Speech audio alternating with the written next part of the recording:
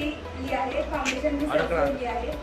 तो मैंने सिर्फ लॉ का 60 मार्क का पेपर अटेंड किया था। मेरा राइटिंग स्पीड इसका बहुत स्लो। ये मेरी ब्रह्मास्त्र की स्टूडेंट है, ऑनलाइन की, जब अपन घर से लिया करते थे। इसने 100 मार्क्स में सिर्फ और सिर्फ 60 मार्क्स का लॉ ही अटेंड किया, 40 मार्क्स छोड़ा है, छोड़ा मतलब टच नहीं किया उसको, बरोबर है। कितने मार्क्स है उसमें? 45 मार्क्स है आउट ऑफ 60। वो 60 तुम सोचो, इसने वो 60 क्या ही अटेंड किया है जिसमें उसको 45 मांगा। तो तुम समझ रहे हो गंभीरता, समझ रहे हो मामले की। लोग 100 अटेंड करते हैं तो उनको ले दे के 40 आता है, इसने 60 का अटेंड किया है, इसको कितना मिला है? 45।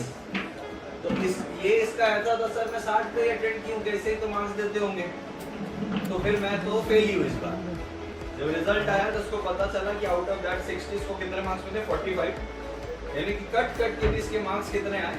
45 आए, यानी कि 15 ही मार्क्स इसके काटे गए थे और 40 तो इसका पूरा छूट ही गया। तो आप ये समझो कि जब मैं आपको इस क्लास में बार बार बोलता हूँ कि भाई रिवाइज करो, मिलेगा मार्क्स, मिलेगा, यही काम आएगा।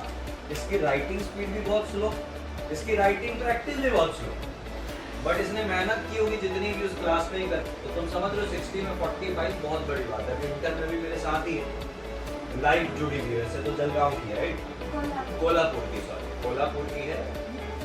जी ड्राइव कर ली थी तो बोले सर अब लाइव लेके कर ली, समझे क्या?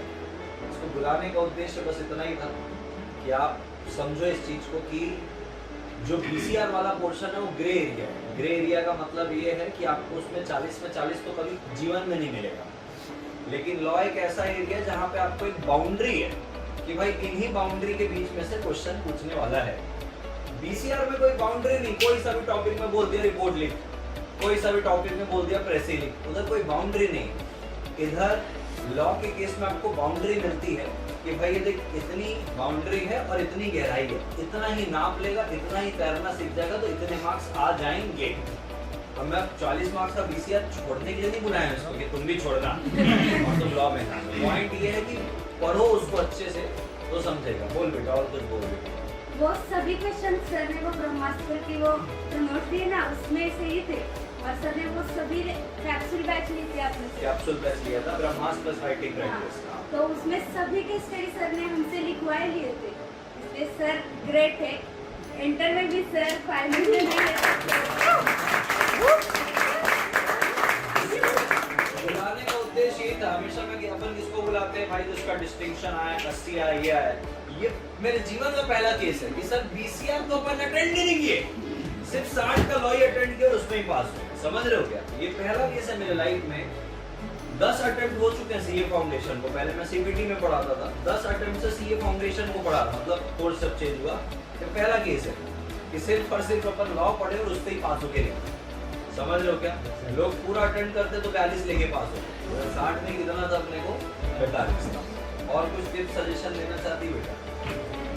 सर वो ठीक है, मैं तो वही करूँगी। ठीक है डन। ये लोग रिवाइज करके नहीं आते, बताओ थोड़ा सा। नहीं, रिवाइज करना अनिवार्य है। हाँ, मैं उसके बिना कुछ होने वाला नहीं। चलो, थैंक यू बेटा, थैंक यू सो मच। मिलते हैं अपन।